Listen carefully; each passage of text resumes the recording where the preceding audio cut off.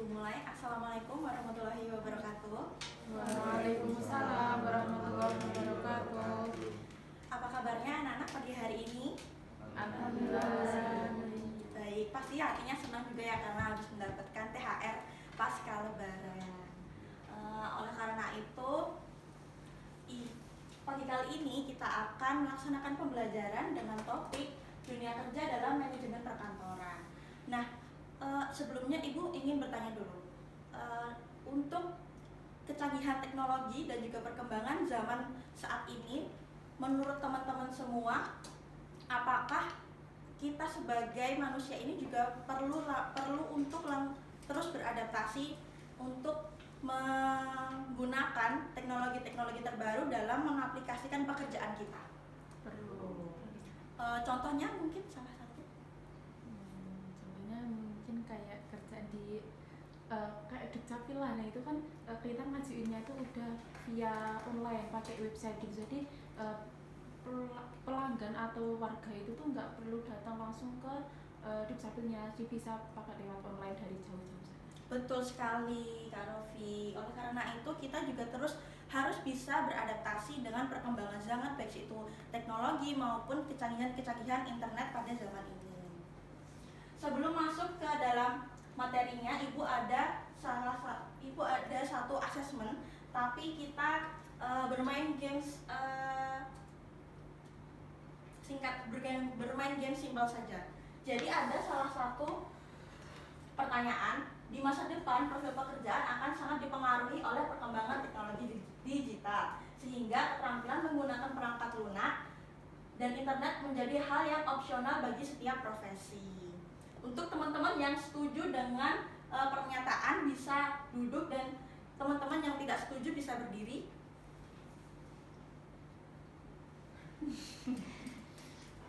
Setuju.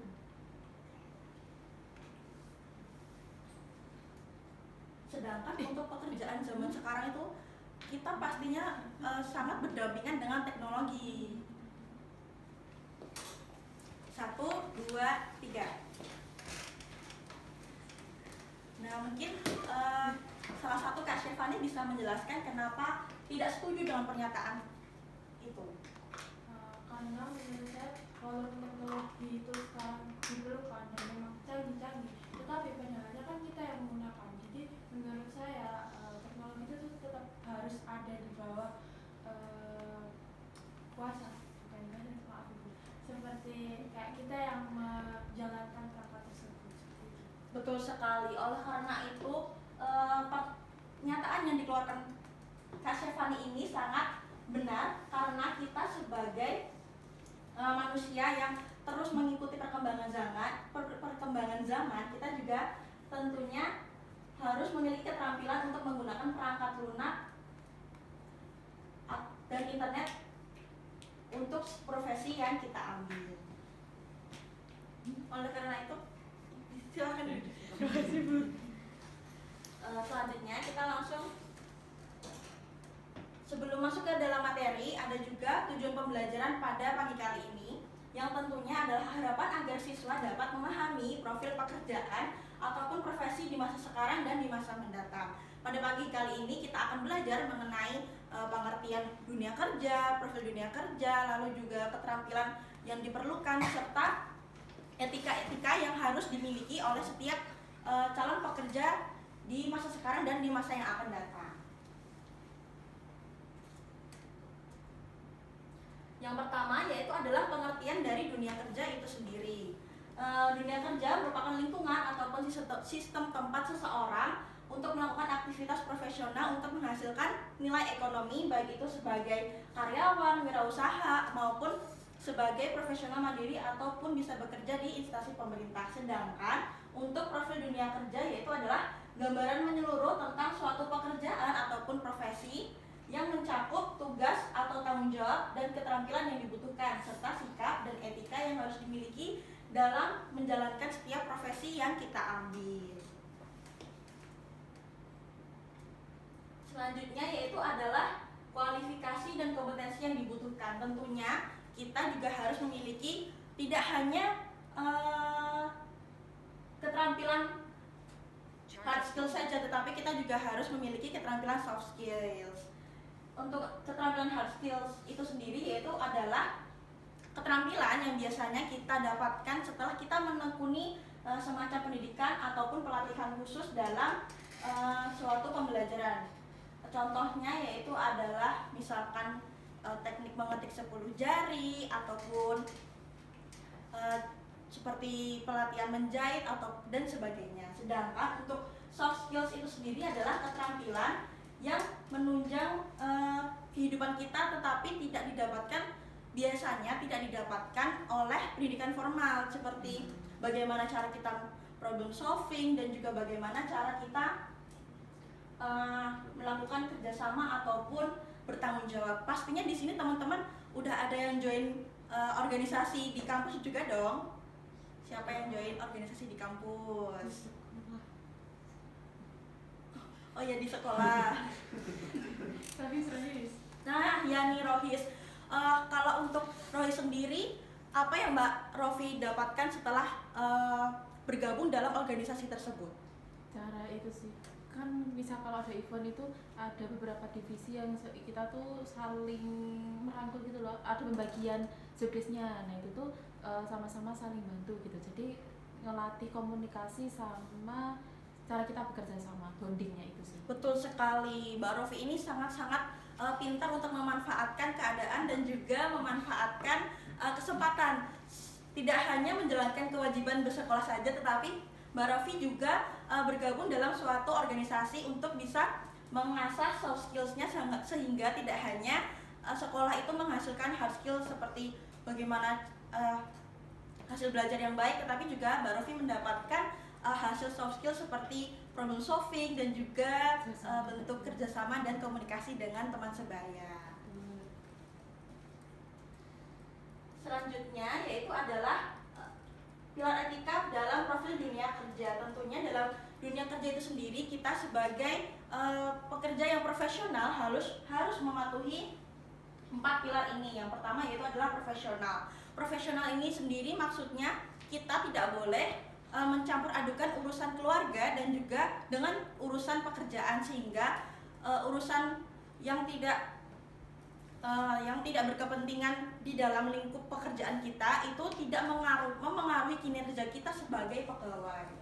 Kedua yaitu adalah etika komunikasi, seperti tadi yang disampaikan Mbak Rofi, yaitu dengan bergabung dengan organisasi kita mendapatkan skill komunikasi, itu bisa kita aplikasikan dalam cara kita bekerja di lingkungan kerja kita nanti di masa yang akan datang, sehingga dapat menghasilkan seperti kerjasama ataupun juga mengerjakan proyek, misalkan dari proyek perusahaan A dengan perusahaan B melakukan program kerja bersama sehingga itu bisa menjalin komunikasi yang baik. Ketiga yaitu adalah penampilan profesional.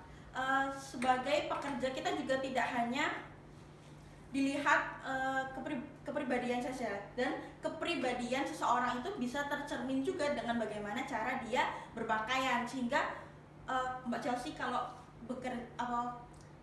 Mbak Chelsea datang di bank dan melihat pegawainya itu memakai pakaian yang misalkan rambutnya gondrong ataupun memakai baju yang lusuh, itu pasti kan tidak nyaman ya. Sehingga bagaimana cara kita berpenampilan itu juga sangat berpengaruh dalam etika dunia kerja. Keempat yaitu adalah kerahasiaan dokumen. Kerahasiaan dokumen ini juga dilindungi dengan kode etik, sehingga kita sebagai pekerja juga tidak boleh menyebarluaskan data-data konsumen ataupun data-data klien, misalkan kita bekerja di sebuah perusahaan audit misalkan. Sejauh ini ada yang ingin ditanyakan atau ada yang kebingungan? Belum ada. Nah, karena tidak ada yang kebingungan, kita langsung masuk ke diskusi kasus. Perusahaan teknologi mencari staf administrasi baru dan ada 2 pelamar. Si A yaitu jago mengetik tapi tidak bisa menggunakan Excel, sedangkan si B jago Excel, jago bahasa Inggris dan sangat sopan. Menurut kalian menempatkan diri sebagai staf HR dari perusahaan teknologi akan memilih pelamar yang apa? Si A atau si B? Si B? Mungkin bisa dijelaskan alasannya, Kak Aki? Ya. Kalau menurut saya karena perusahaan Pets lebih butuh di bidang apa namanya Inggris ya. Iya. Inggrisnya Inggris, nah itu kan kita perlu komunikasi yang baik, terus kayak bahasa juga yang sopan, sikap Inggrisnya kan bisa itu juga.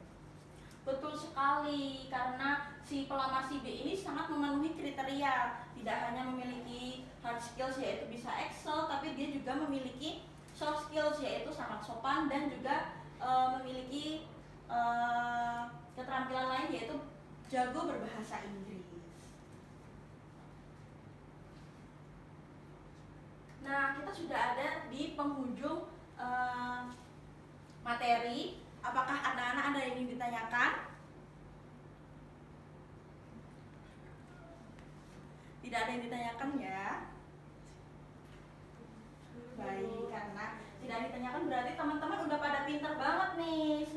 Karena udah pada pintar, kita langsung masuk ke post test. Nah, post test ini teman-teman bisa mengakses link yang ibu kirim di grup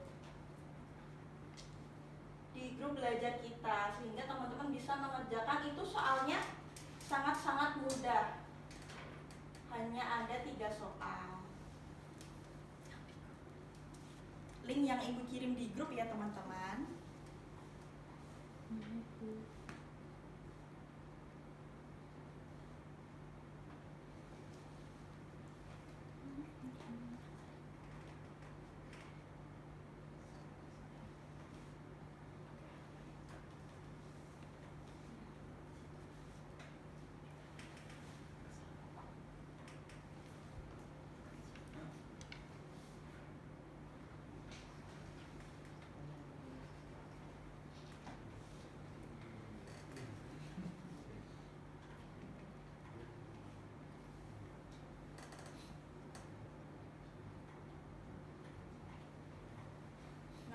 Sudah ibu kirim, silahkan untuk teman-teman mengerjakan dengan teliti, karena ini akan ibu masukkan ke nilai harian teman-teman semuanya.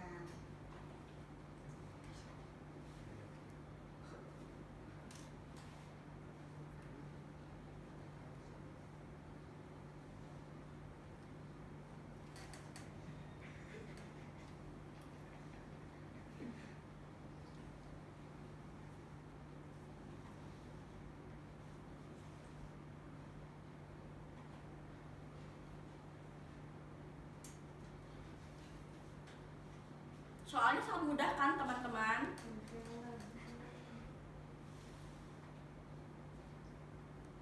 Apakah sudah ada yang selesai?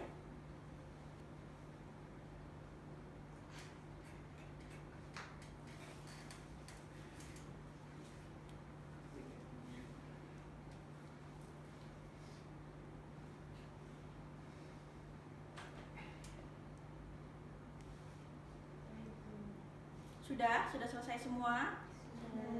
Ya. Nanti untuk hasil nilai dari post test kali ini akan ibu masukkan ke nilai harian teman-teman semuanya. Tidak terasa kita sudah masuk ke penghujung pembelajaran. Sebelum kita selesai, apakah teman-teman bisa satu saja orang merefleksikan apa yang kita pelajari hari ini? Mau. Silahkan, Karvi. Permisi Ibu, saya Rafi Tumarhama izin menyampaikan apa yang menurut saya dapatkan dari pembelajaran hari ini terkait dengan dunia kerja dalam manajemen perkantoran. Tadi di awal disampaikan bahwa memang dunia kerja saat ini tuh semakin berkembangnya waktu itu kayak teknologi juga semakin canggih seperti itu. Nah, itu tuh juga perlu diimbangi dengan kemampuan hard skill dan juga soft skill kita. Hard skill gimana kemampuan yang kita dapat di kelas, sedangkan soft skill itu yang di luar kelas. Tadi sempat Ibu singgung contohnya kayak kalau soft skill itu mengikuti organisasi untuk sehingga di situ kita dapat mendapatkan ilmu-ilmu yang tidak didapatkan di kelas seperti itu. Mungkin cukup itu saja Bu. Baik, terima kasih Kak Rofi. Bisa kita berikan tepuk tangan untuk Kak Rofi.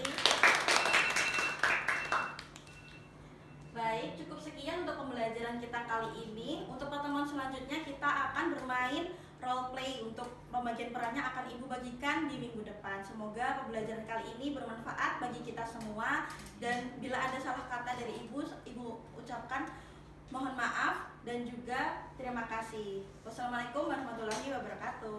Waalaikumsalam warahmatullahi wabarakatuh. Terima kasih Bu.